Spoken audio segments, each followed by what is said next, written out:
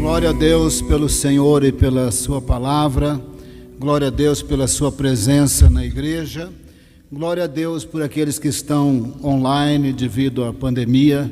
A última semana tivemos a maior média de mortes, 1.180 pessoas por dia, foi a pior semana desde fevereiro do ano passado.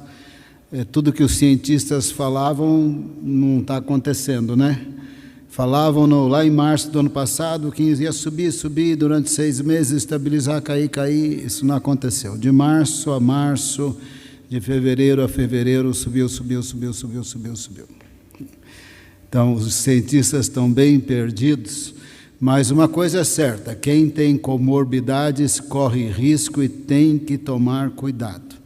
A grande maioria dos 1.180 mortos são pessoas que têm vulnerabilidades acima de 60 anos, tem que tomar bastante cuidado, não levar na brincadeira. Vamos orar, vamos começar com oração.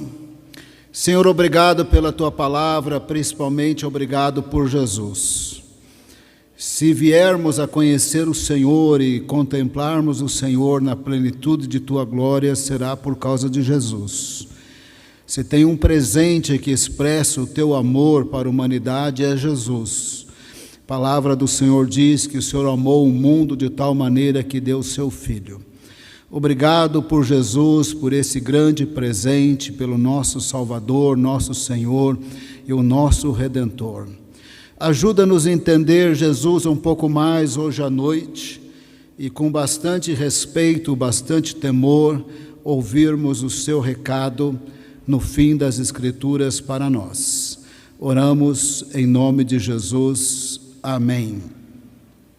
A Bíblia é um livro, sim, complexo, escrito ao longo de mais ou menos 1.500, 1.600 anos, por pessoas que não se conheceram pessoalmente. Por exemplo, Isaías não conheceu Abraão.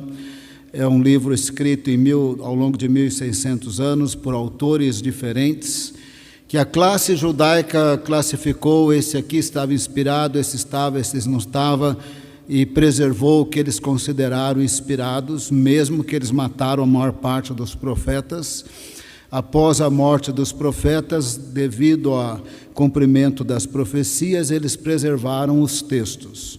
Jesus é central na Bíblia do começo ao fim, às vezes não é tão fácil de vê-lo, mas ele está ali no simbolismo dos sacrifícios, no quase sacrifício de Isaac, e por aí afora. Jesus está por toda a Bíblia. Ele está nas promessas, ele está nas alianças, ele está nas profecias, ele é central no plano de Deus. Sem Jesus não teríamos nada. A Bíblia termina com um recado muito importante de Jesus, que nós deveríamos levar bastante em consideração. Geralmente fica ali como mais alguns versos esquecidos, que nem lembramos o que é que tem mesmo ali no fim da Bíblia. Mas a Bíblia termina com um recado muito importante de Jesus. Mas o recado dele será melhor aceito por nós se fizermos um breve passeio na Bíblia para entender a expressão raiz de Davi ou filho de Davi. Jesus tem muitos títulos. Ele é o caminho, a verdade, a vida, ele é o bispo de nossas almas, ele é o bom pastor, ele é o pão de Deus, ele é o pão vivo que desceu dos céus, ele é o Cordeiro de Deus que tira o pecado do mundo, ele é a pérola de grande valor, ele é alfa, o ômega, princípio, o fim. Tem muitos títulos. Ele é a estrela da manhã. Tem muitos títulos para Jesus: filho de Davi, filho de Deus, filho do homem. Tem muitos títulos. Ele é central nas Escrituras. Mas um dos títulos muito importantes é raiz de Davi ou filho de Davi. Esse é um título também que, se entendermos, entenderemos melhor o recado de Jesus no fim da Bíblia para nós. O que a Bíblia quer dizer por raiz de Davi ou filho de Davi? Davi existiu 1000 anos antes de Jesus. Ele teve muitos filhos, netos e bisnetos. 1000 anos depois, Davi tinha milhares de descendentes. A Bíblia não dá importância nenhuma para eles. Ninguém tinha alguma importância por ser filho de Davi, porque havia milhares e milhares de filhos de Davi nos dias que Jesus nasceu. Mas a Bíblia enfatizou que haveria de ter um descendente, e aí passa a especificá-lo, e nesse sentido ele é singular em relação a todos os outros seres humanos, em relação a todos os descendentes de Davi, e esse raiz de Davi, singular, filho de Davi, é o Messias, é Jesus.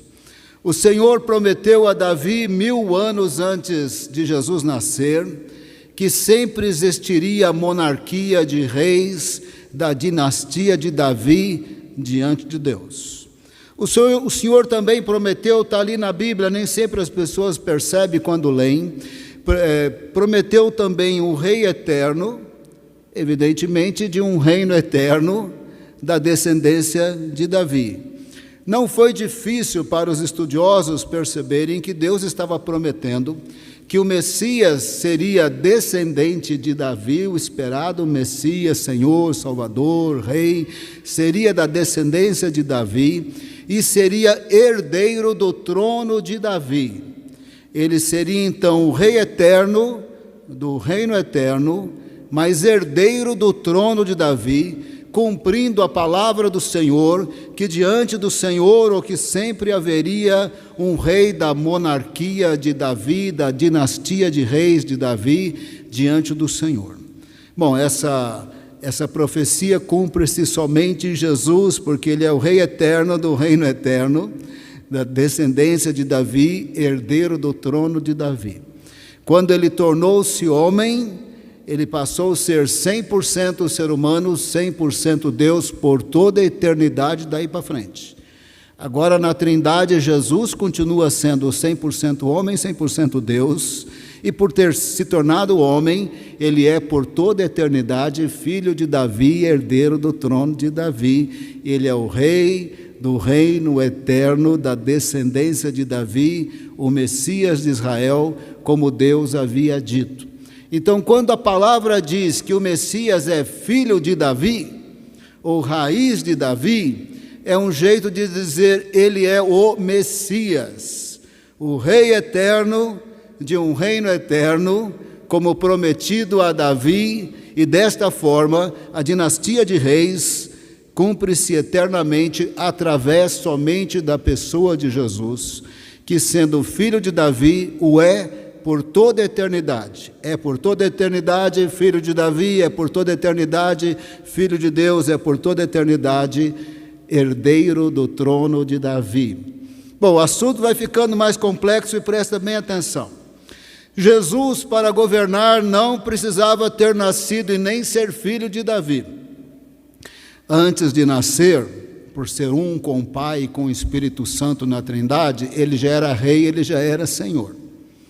Mas quando ele torna-se homem, um dos sinais para que percebêssemos que ele é o Messias, ele tinha que se tornar homem da tribo de Judá, da família de Davi, que era um dos sinais. Tinha 300 profecias, mas entre elas também essas, que ele seria da descendência de Davi, nascido em Belém, da tribo de Judá. Então, quando ele tornasse homem, se tornaria homem da descendência de Davi para ser o herdeiro do trono. Mas para reinar, ele não precisava nascer. Ele reinava, o trino Deus reina sobre a sua criação, sobre todas as coisas. Mas ao tornar-se homem, agora ele invadia o império das trevas com o reino de Deus. Porque aonde ele estava Deus, o seu poder, a sua glória e o seu reino. De tal maneira que Jesus nunca esteve nesse mundo conectado com o império das trevas. A Bíblia diz que o mundo jaz no maligno. Ele estava nesse mundo, mas não conectado com o império das trevas. Ao tornar-se homem, ele invadiu o mundo com o seu reino. De tal maneira que aonde ele estava o reino de Deus.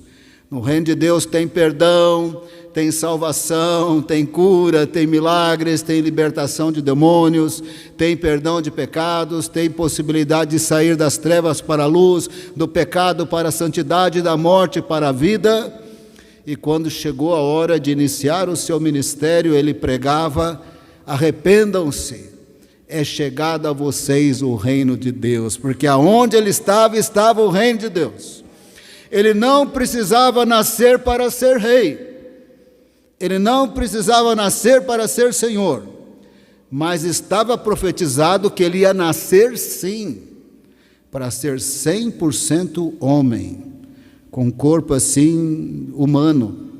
Corpo humano, normalmente falando, é parecido comigo, tem 2 olhos, um nariz, 2 braços, para que ele fosse crucificado, traspassado pelas nossas transgressões e moído pelos nossos pecados. Por isso ele tornou-se homem.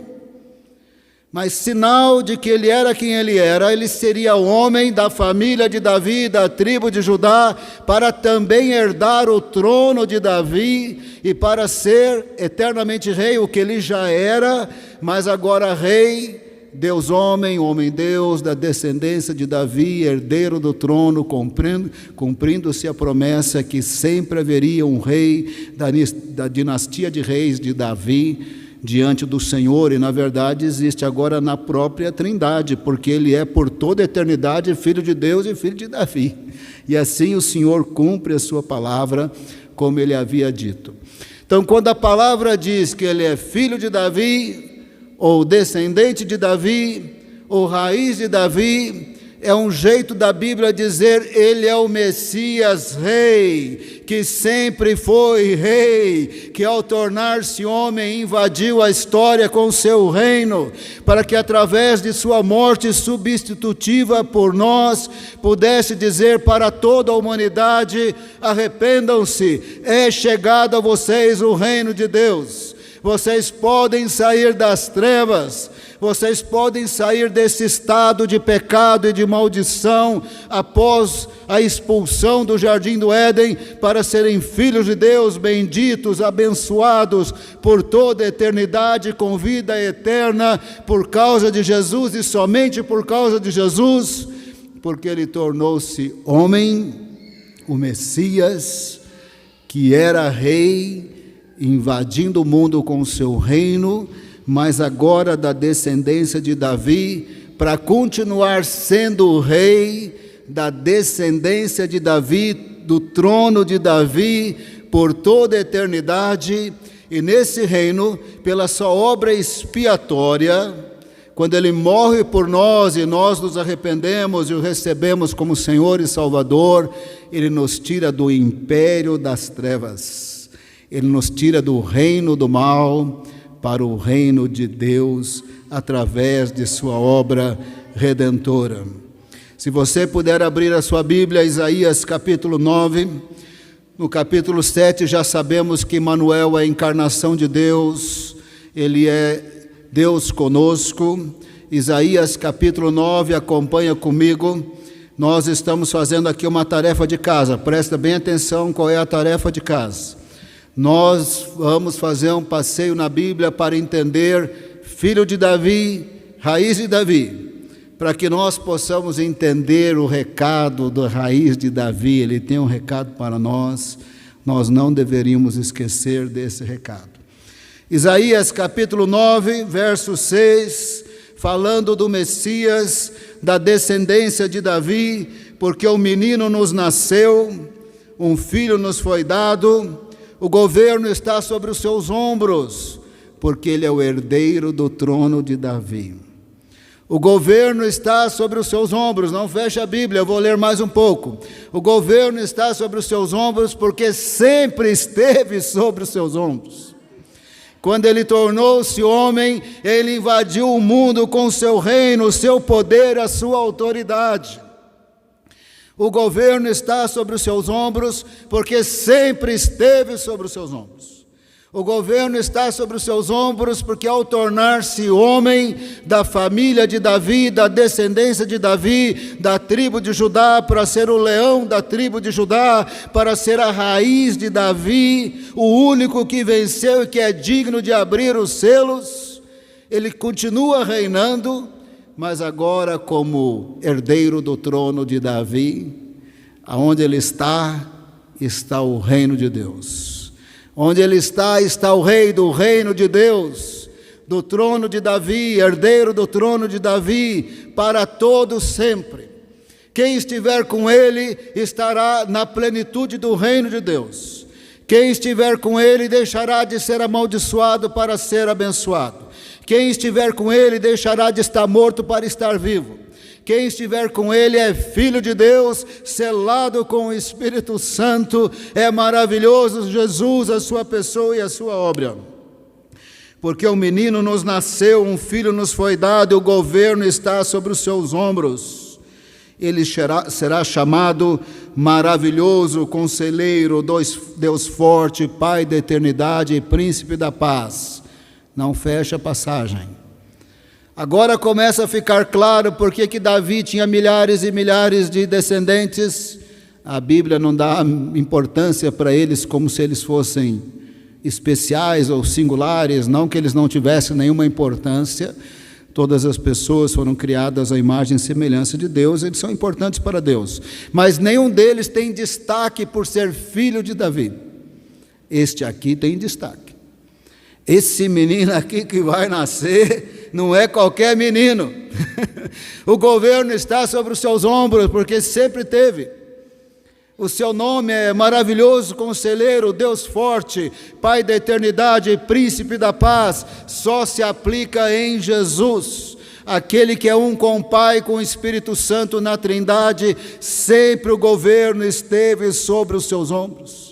Sempre foi Deus forte, Pai da eternidade e príncipe da paz.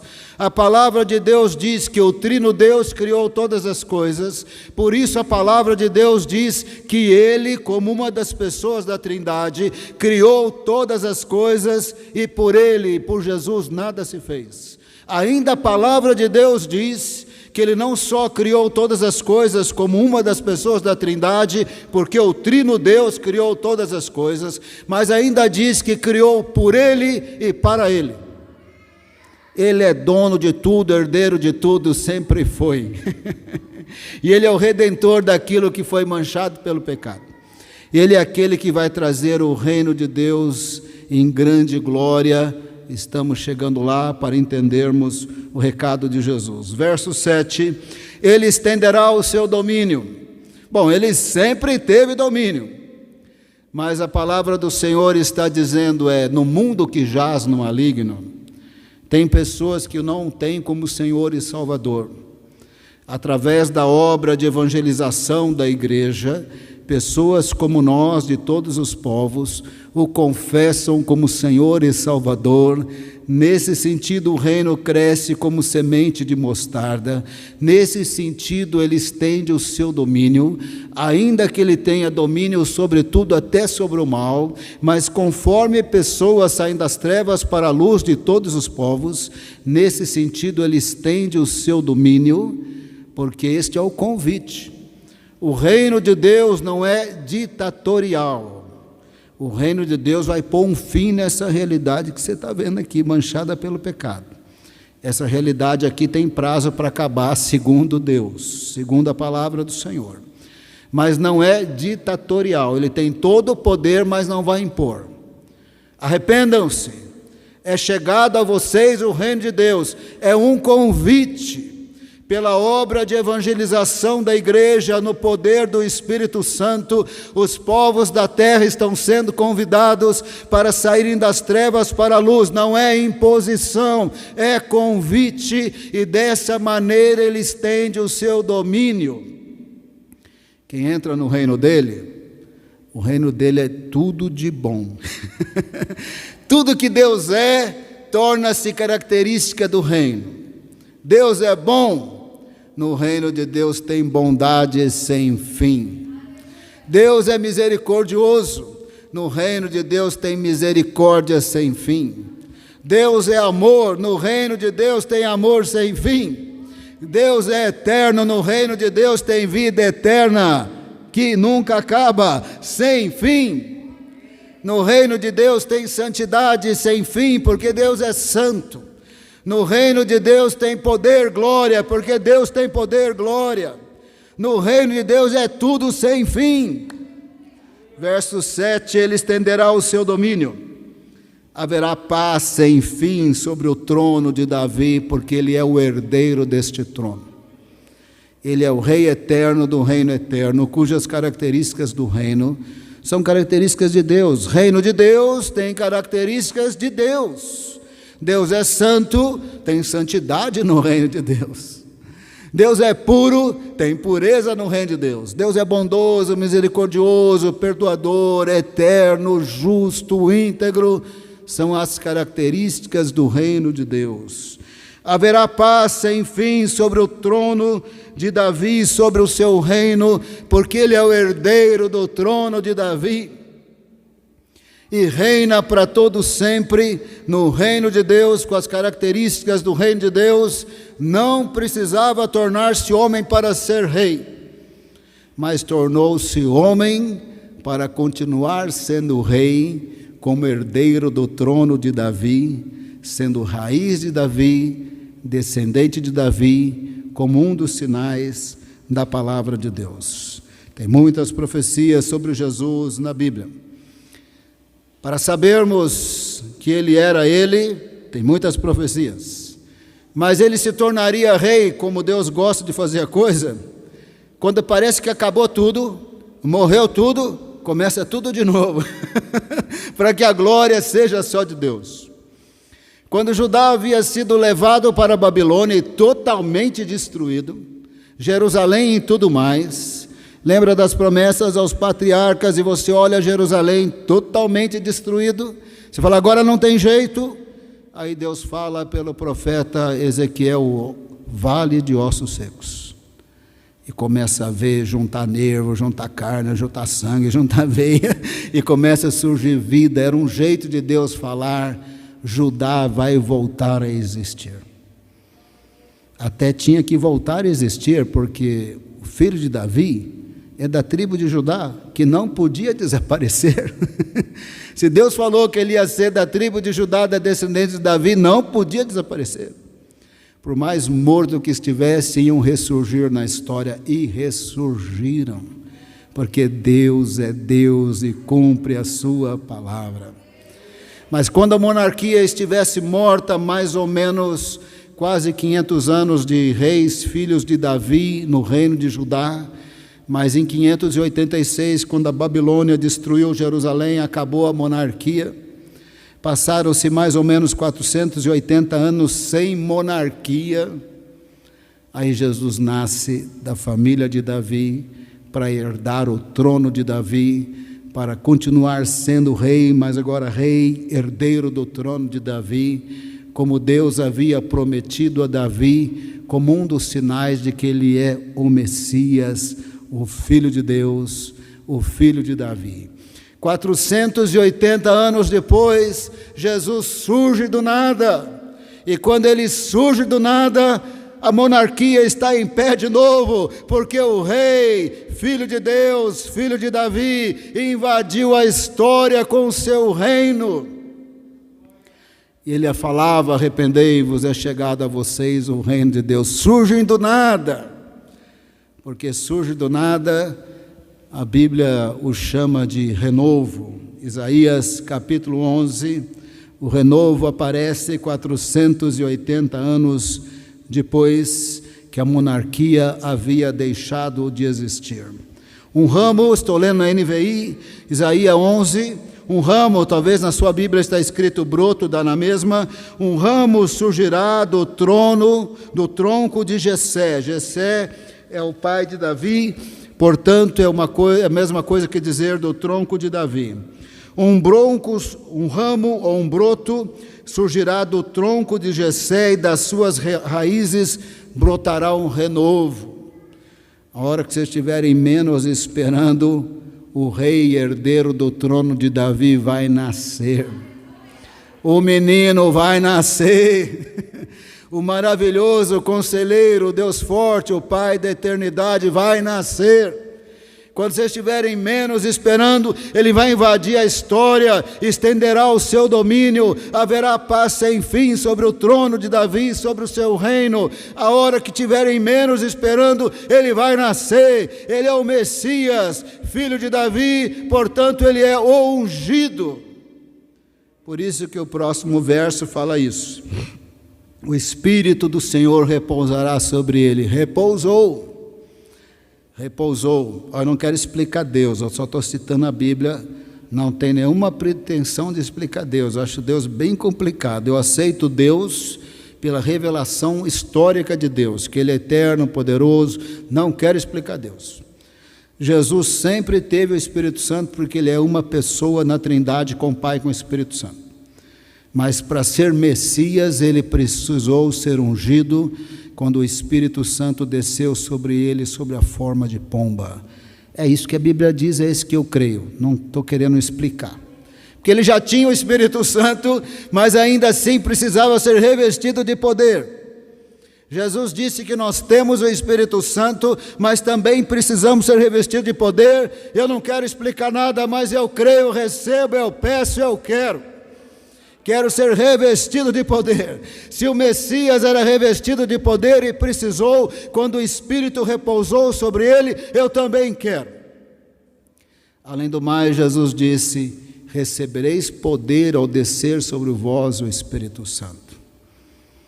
É diferente de ter o Espírito Santo. Você recebe poder quando ele repousa sobre você. É isso, não quero explicar. Isso é difícil para mim, porque eu tenho o Espírito, ainda assim ele tem que fluir como um rio de água viva. Eu tenho Espírito, ainda assim ele tem que repousar sobre mim. E tinha que repousar sobre Jesus. Verso 2, Isaías 11. O Espírito do Senhor repousará sobre ele. Repousou na forma de pomba. O Espírito que dá sabedoria deu. O Espírito que dá entendimento, o Espírito que traz conselho e poder, o Espírito que dá conhecimento e temor do Senhor, tudo isso Jesus recebeu do Espírito Santo para ser o Messias, filho de Davi, raiz de Davi, na plenitude do Espírito Santo, o Salvador do mundo, o Rei eterno, do reino eterno, cujas características do reino são as de Deus, por isso que é chamado o reino de Deus, herdeiro do trono de Davi para todo sempre. No seu reino há justiça sem fim, paz sem fim, alegria sem fim, vida sem fim, existência sem dor, sem tristeza, está tudo lá no livro de Apocalipse, é tudo sem fim. Ele se inspirará no temor do Senhor, não julgará pela aparência, nem decidirá com base no que ouviu.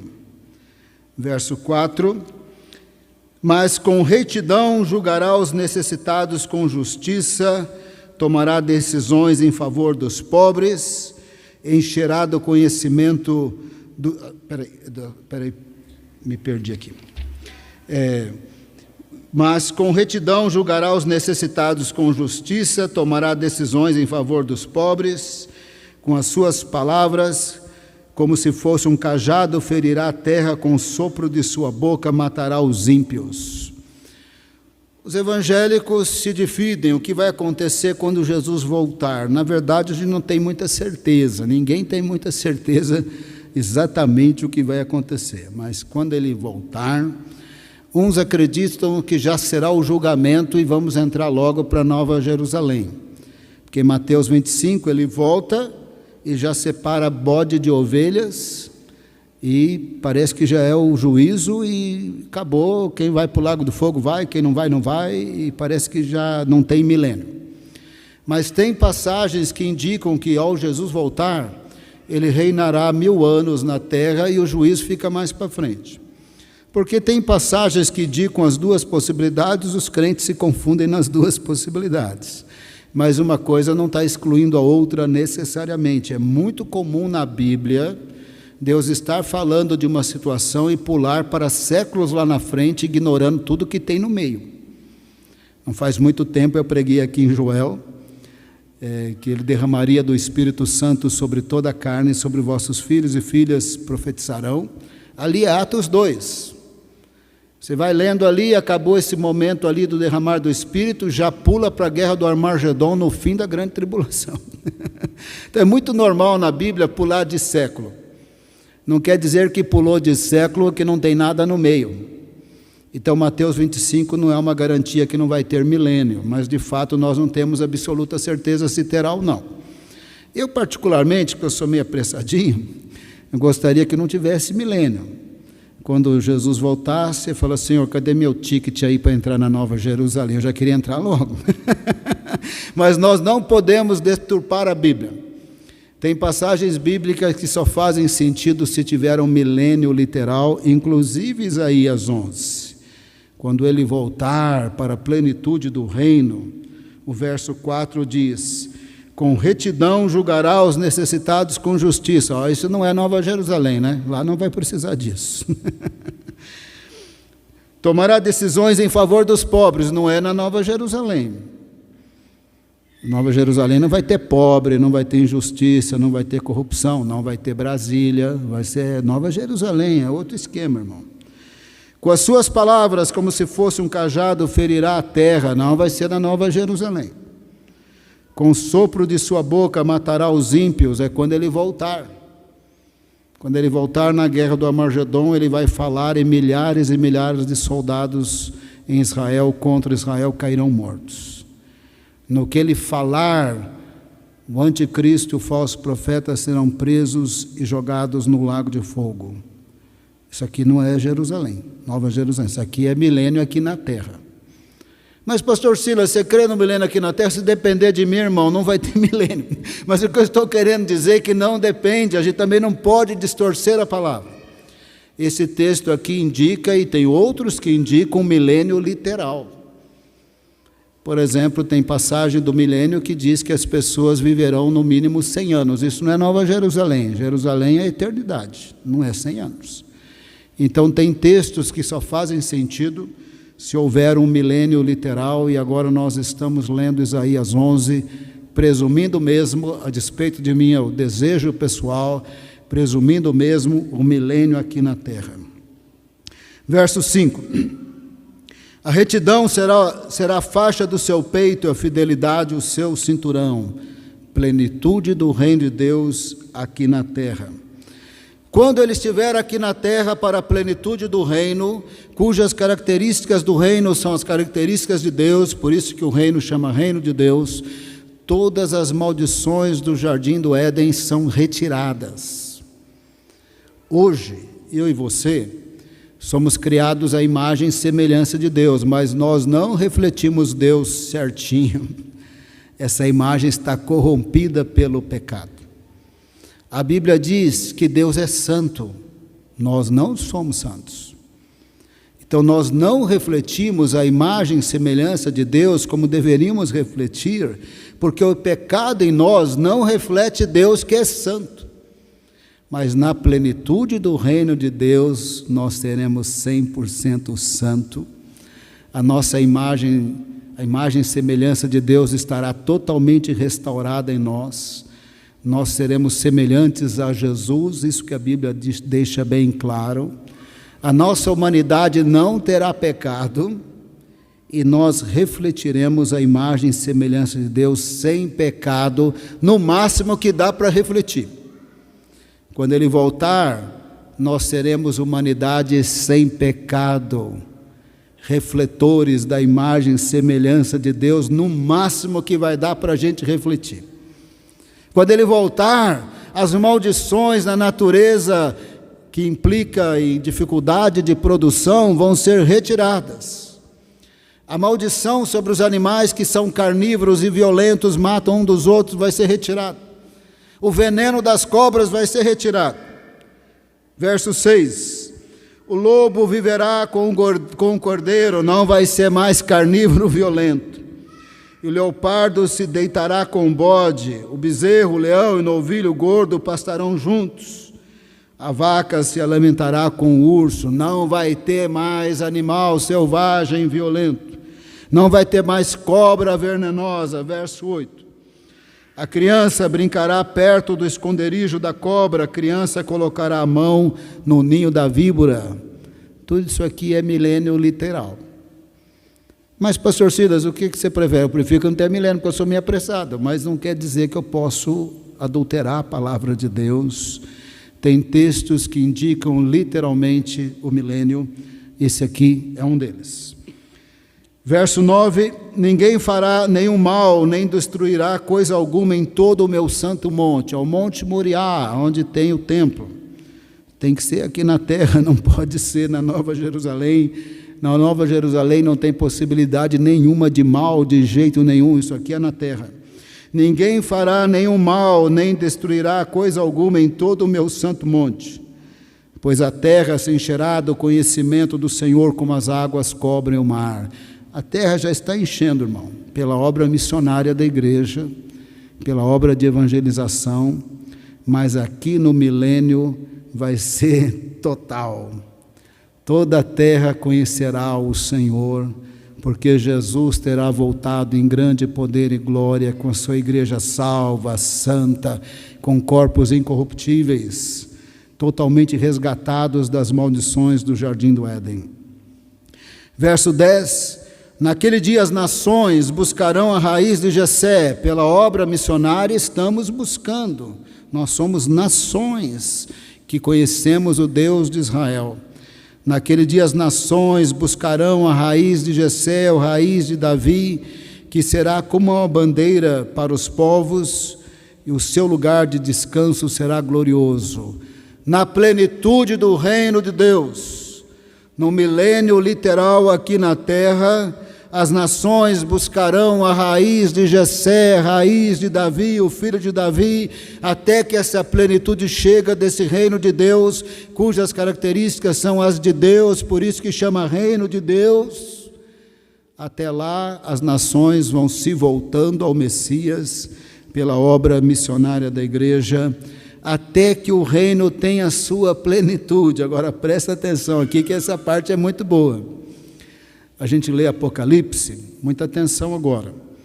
Ninguém que eu conheça quer desvendar totalmente Apocalipse, nem os pastores querem. Presta bem atenção agora. Apocalipse é um livro simbólico muito difícil, principalmente quando aparece aqueles bichos com chifre assim, desse chifre sai outro chifrinho. Irmão, ninguém sabe isso aí exatamente o que é. Todo mundo tem uma boa ideia que são alianças de governos durante o período do anticristo, mas ninguém sabe exatamente. Nenhum pastor está querendo desvendar Apocalipse no mínimo os detalhes, mas todos concordam que tem um esboço muito claro. Tem períodos de juízos debaixo da soberania de Deus. Quem que abre o livro? É o leão da tribo de Judá, a raiz de Davi, que venceu, que abre o livro. Quem que abre os selos? É Jesus que abre os selos. Quem que inicia os ciclos de juízos? É Jesus. E depois dos 3 ciclos de juízos, que parecem indicar 7 juízos falados de 3 maneiras diferentes, sempre cai na grande tribulação e na volta de Jesus. Em seguida é a plenitude do reino. Em algum momento desta história, se nós já tivermos morrido, nós seremos ressurretos na primeira ressurreição para receber corpos incorruptíveis gloriosos. Se estivermos na terra, nós vamos subir num piscar de olhos. Quando nós nos encontrarmos com o Senhor nas regiões celestiais, estaremos sendo apresentados ao Senhor pela primeira vez na história de nossa vida, estaremos sendo apresentados diante do Senhor e da sua glória. A palavra do Senhor diz que nesse momento nós teremos explosões de alegria. Nós não vamos aguentar a alegria de ver o Senhor no esplendor de sua glória. Judas diz que nós seremos apresentados diante da glória do Senhor com muita alegria. Aí começam os primeiros versos de Apocalipse 19, que eu não vou ler os primeiros versos, chamado Bodas do Cordeiro. Essa parte é maravilhosa. É a parte que nós entramos na história de Apocalipse. Claro, nós estamos lá de outras maneiras, a igreja está sendo perseguida e tal, mas você vai lendo Apocalipse, ora os 4 seres viventes parecem ser os mesmos serafins de Isaías 6, estão glorificando a Deus, e nós estamos lendo. Daqui a pouco os 24 anciãos, e nós estamos lendo. Daqui a pouco eles glorificam juntos, e nós estamos lendo. Daqui a pouco eles falam um monte de coisa legal com os milhões de anjos, nós estamos lendo. O capítulo 19, não estamos lendo não, nós estamos lá. Nós estamos lá fazendo aquele monte de declarações, é as bodas do Cordeiro. Nós não teremos mais corpos herdados de Adão, que envelhecem e ficam doentes. Nós teremos os corpos que o segundo Adão, que é Jesus, o primogênito dos mortos, tem. Ele é o primeiro ressurreto com esse tipo de corpo. E nós estamos nele, e quando ele nos ressuscitar, ele vai nos dar esse corpo, nós seremos semelhantes a ele. Nós chegaremos para as bodas do Cordeiro com outro corpo, outra existência, sem corrupção, sem pecado, sem dor, sem doença, com explosão de alegria, para participar de todas aquelas declarações dos primeiros versos de Apocalipse 19, que eu não vou ler, as bodas do Cordeiro. Nós vamos glorificar, vai ter muita alegria. Depois de muita alegria, a gente volta com Jesus. Costumo dizer, a volta de Jesus não é surpresa para crente. Que a gente às vezes fala da volta de Jesus como se fôssemos surpreendidos. Nós seremos surpreendidos pelo arrebatamento. É o arrebatamento que surpreende, que pega sem avisar. Que Jesus está falando, fica preparado, fica preparado, fica preparado, você não sabe o dia, a hora, eu venho como ladrão, preparado, nada de brincar com pecado, fica preparado, por causa do arrebatamento, porque quando a gente for arrebatado ou ressurreto, nós já estamos lá, irmão, garantido, nós já estamos na explosão de alegria, louvando, glorificando. Aí Jesus volta com a sua igreja para a plenitude do reino de Deus, possivelmente para 1000 anos aqui na terra, quando o urso não vai comer a galinha, não vai comer a vaca, o leão não vai comer não sei quem, a cobra não vai matar criança, não vai ter veneno. Nos parece que literalmente para 1000 anos aqui na terra, se o milênio for literal, parece que ele é, se não for, estou um pouco ligando, irmão, porque quando Jesus voltar, ele que vai fazer a pauta, irmão. Se ele falar, voltei, acabei de chegar, desculpa aí, vai ter milênio. Ah, vai ter milênio, pronto, acabou. Você acha que alguém vai falar, Senhor Jesus, acho que não, eu sou a milenista. Problema seu. Eu sou Jesus, vai ter 1000 anos aqui, pronto, acabou. Então, quando ele voltar, ele que vai dizer. Não vai ter discussão de teológica quando ele voltar. Ou vai ter milênio, ou não vai ter, mas vai ter glória de Deus, vai ter poder, vai ter vida eterna, vai ter corpo glorificado, sem pecado, vai ter tido um cultão. Irmão, quando nós formos apresentados diante do Senhor e de sua glória para as bodas do Cordeiro, nós vamos ter explosão de alegria. Nós vamos gritar, irmão, que você nem imagina como aqueles gritos todos lá, nós vamos gritar. Apocalipse 19, os primeiros versos, você vai estar naquele culto. Apocalipse 19 é quando a gente entra no culto, irmão. A gente entra no culto do céu. Apocalipse 19 é quando nós refletiremos a imagem e semelhança de Deus, sem pecado em nós. Apocalipse 19 é quando nós entramos de novo no Jardim do Éden, na mesma realidade espiritual do Jardim do Éden. É quando nós vamos entrar na Nova Jerusalém, que na linguagem simbólica de Apocalipse fala que lá tem a árvore da vida que tinha no Jardim do Éden. Me parece que falando da eternidade com Deus, parece que a árvore da vida é simbolismo da eternidade com Deus. Apocalipse 19, a gente entra na plenitude do rei, do reino de Deus, herdeiro do trono de Davi, descendente de Davi, raiz de Davi. Tudo que Deus é, o reino de Deus é. Paz sem fim, amor sem fim, misericórdia sem fim, justiça sem fim, retidão sem fim, tudo sem fim. possivelmente estendendo aí todo o seu domínio sobre essa terra, antes de outras coisas, presumindo que o milênio é literal. Apocalipse 19, eu mencionei os primeiros versos, notamos nesse culto dos versos que eu mencionei, mas agora é a volta de Jesus conosco. Depois do cultão, Ele vem e a gente vem junto. Apocalipse 19, verso 11. Apocalipse 19, verso 11. Lembra o que nós estamos fazendo aqui? Nós estamos fazendo um passeio para entender o que é raiz de Davi, filho de Davi, herdeiro do trono de Davi, do reino de Deus, do reino eterno, cujas características do reino são as características do reino de Deus, que o rei do reino é Jesus, sempre foi rei, ele invadiu a história com o seu reino, mas agora ele é rei da descendência de Davi, como profetizado, porque nós queremos entender ou receber com temor o recado dele, mas nem li o recado dele, mas nós estamos chegando lá. Apocalipse 19, verso 11. O culto acabou, Jesus vai voltar com essa igreja. Vi o céu aberto e diante de mim um cavalo branco. Parece que simbolizando a guerra que vai ter Jesus ali contra o pessoal do Armagedon, não literalmente um cavalo, possivelmente. Cujo cavaleiro se chama Fiel e Verdadeiro, ele julga e guerreia com justiça. Seus olhos são como chamas de fogo. Verso 13, está vestido com um manto tingido de sangue, o seu nome é a palavra de Deus. Os exércitos do céu, agora nós estamos com ele, irmão. Nós já participamos das bodas do Cordeiro, nós estamos vindo com ele. Os exércitos do céu o seguiam, vestidos de linho fino, branco e puro, porque fomos lavados no sangue de Cristo. E montados em cavalos brancos, parece que para essa batalha do Armagedon, sem que possivelmente estejamos em cavalos mesmos. Da sua boca sai uma espada afiada, com a qual ferirá as nações, ele as governará com cetro de ferro, possivelmente num milênio literal.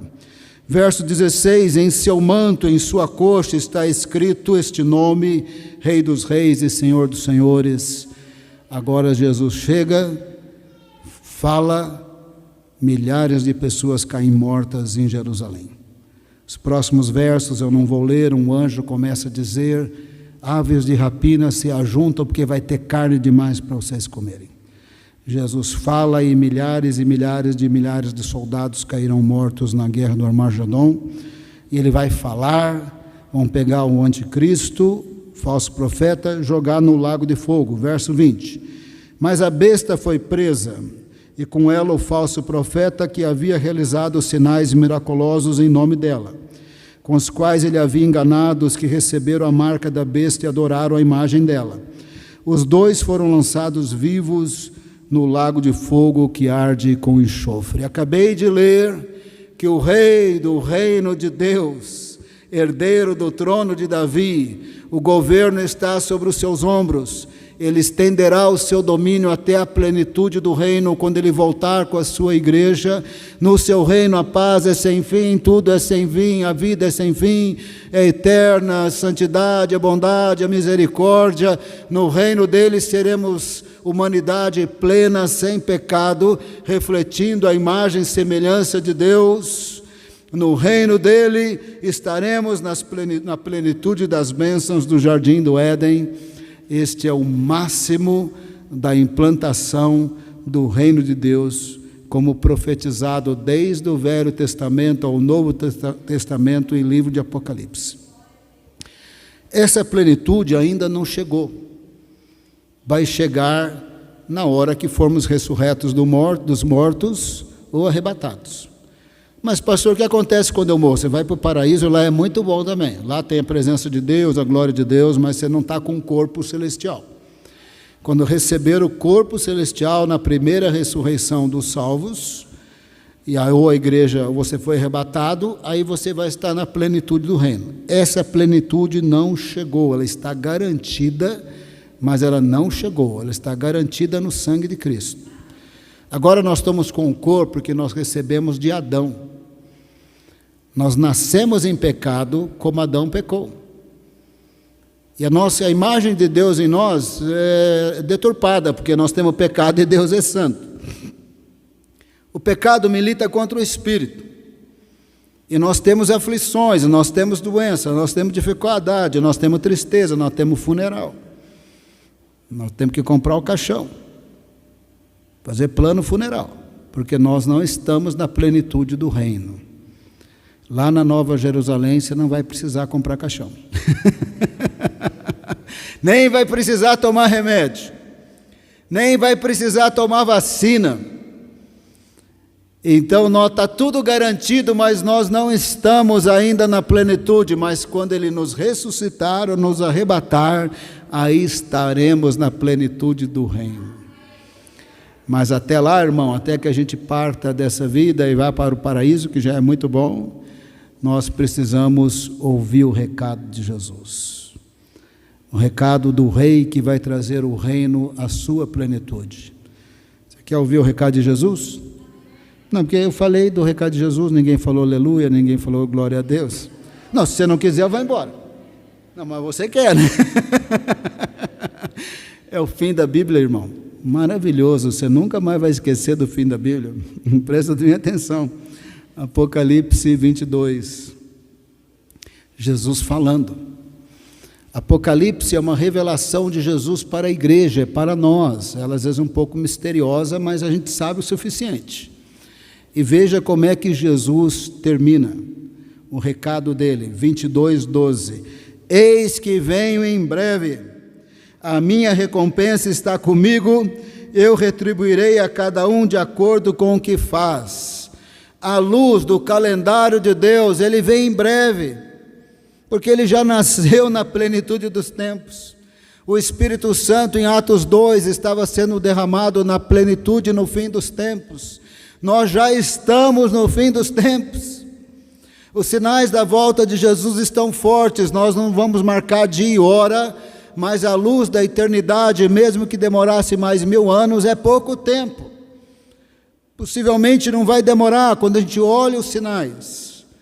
Mas o recado de Jesus é esse: eu venho em breve, a minha recompensa está comigo, eu retribuirei a cada um de acordo com o que faz. Verso 13, eu sou o alfa e o ômega, o primeiro e o último, o princípio e o fim. Eu sou o alfa e o ômega, ele está dizendo, eu sou o primogênito dos mortos. Eu sou o primeiro a ressuscitar com este corpo glorificado. E porque ele ressuscitou, nós ressuscitaremos. 1 Coríntios 15 é maravilhoso. Um dia desses nós vamos ter que pregar aqui 1 Coríntios 15, a gente semeia o nosso corpo, lá no cemitério diz 1 Coríntios 15, em corrupção, mas nós ressuscitaremos incorruptíveis. 1 Coríntios 15 é maravilhoso, é sobre a ressurreição dos crentes em Cristo Jesus. Não tenha medo da morte, não estou dizendo que é para você gostar de morrer, porque tem filhos, tem neto, não é para gostar de morrer, é para gostar da família, é para gostar de viver bastante, para a glória de Deus. Mas se a hora chegar, não tenha medo de morrer. Você semeia em corrupção e ressuscita incorruptível e glória. 1 Coríntios 15. Verso 14. 22:14. Felizes os que lavam as suas vestes. Isso em toda a Bíblia, no livro de Apocalipse, é bem claro, né? No sangue do Cordeiro, né? Felizes os que lavam as suas vestes para que tenham direito à árvore da vida. Mencionada no comecinho da Bíblia, mencionada agora no finzinho da Bíblia. Não deve ser literalmente uma árvore, parece que está falando da vida eterna que só Deus pode dar. Lavem as suas roupas no sangue do Cordeiro, para que tenham acesso à árvore da vida e que possam entrar na cidade, na Nova Jerusalém, pelas portas. Verso 15, pois ficam fora os cães, os incrédulos, os que praticam feitiçaria, os que cometem imoralidades sexuais, os assassinos, os idólatras e todos os que amam e praticam a mentira. Veja como é que está terminando a Bíblia. É o recado de Jesus, raiz de Davi. Verso 16, eu, Jesus, enviei o meu anjo para dar a vocês esse testemunho concernente às igrejas. É o livro de Apocalipse. Eu sou a raiz e o descendente de Davi, a resplandecente estrela da manhã. O Espírito e a noiva dizem: vem. A palavra de Deus diz que o Espírito Santo intercede por nós, porque nós não sabemos orar como convém. Toda vez que a gente está orando meio errado, que a gente ora meio errado mesmo, irmão, Deus dá um jeito, Ele pega aqueles pedidos lá e dá um jeito, mas Ele entende a nossa limitação, mas a gente ora meio errado.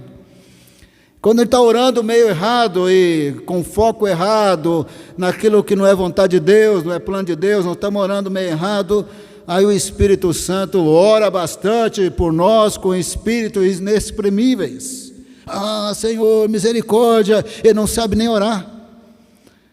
Cada vez que o Espírito Santo geme e ora por nós, Ele está dizendo: vem, porque quando o Senhor vier, eles estarão na plenitude do reino, eu não vou precisar gemer mais.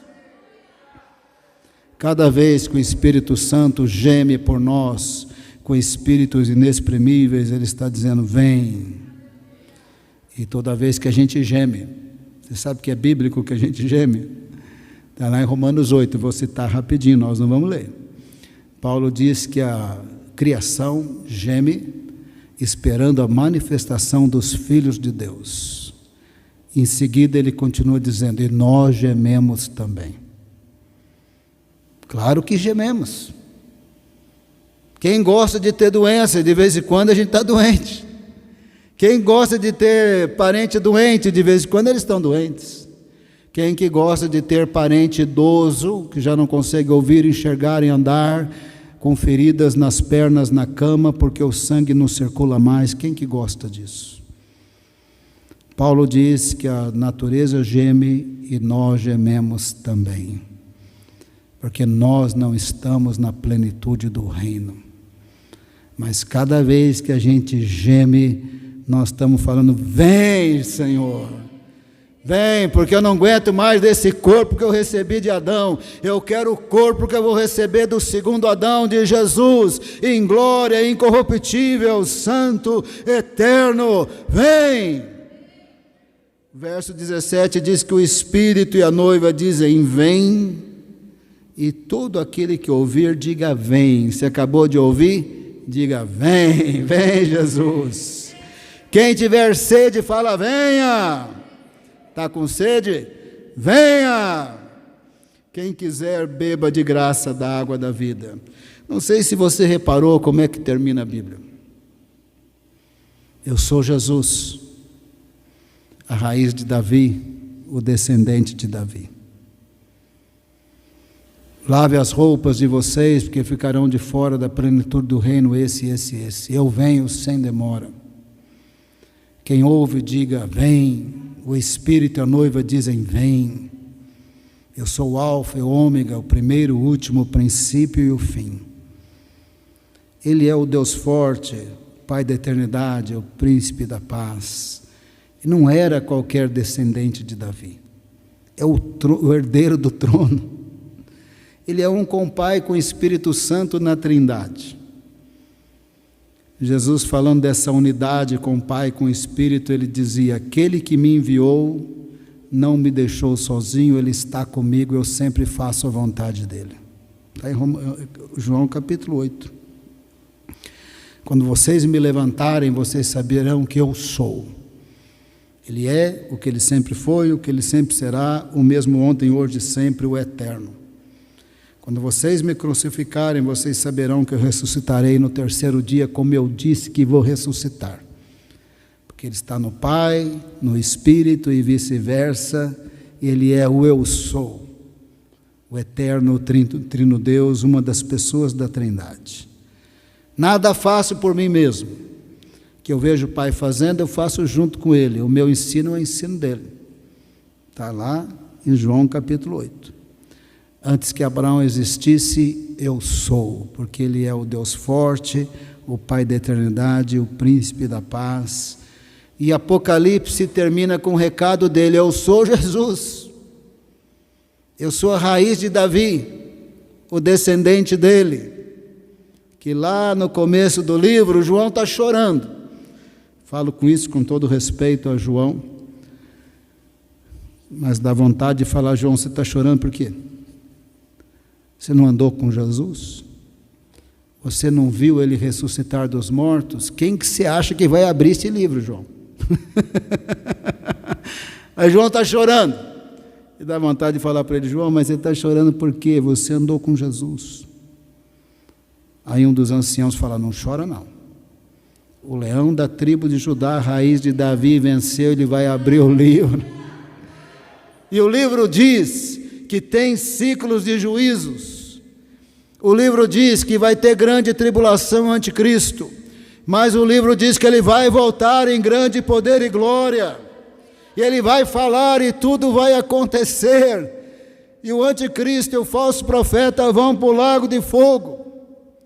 E o livro de Apocalipse, se você prestar atenção, é um recado para a igreja, não é um recado para o mundo, para que nós estejamos preparados, porque ele vem sem demora, e ele diz: estejam preparados, lavem a roupa de vocês, para que vocês tenham acesso à árvore da vida e possam entrar na Nova Jerusalém. É um recado do rei, do reino de Deus, herdeiro do trono de Davi. É assim que termina a Bíblia, e é assim que termina o livro de Apocalipse. Eu espero que a partir de hoje você não esqueça nunca mais de que a Bíblia termina com o recado do filho de Davi. E quem é o filho de Davi? Que nós estejamos preparados. Preparado é simples, irmão. Preparado não é complicado. Preparado, a gente sabe que nós somos pecadores e lavamos os nossos pecados no sangue de Cristo, nos arrependendo. Não é bicho de 7 cabeças. Nós reconhecemos que só Jesus perdoa pecados e dá vida eterna. Quem reconhece aqui, levanta a mão. Então repita essa oração para Deus, não para mim. Feche os seus olhos. Pai amado, eu confesso que eu recebo Jesus como meu Senhor e o meu Salvador. Perdoa os meus pecados, me dá a vida eterna, que só Jesus pode dar.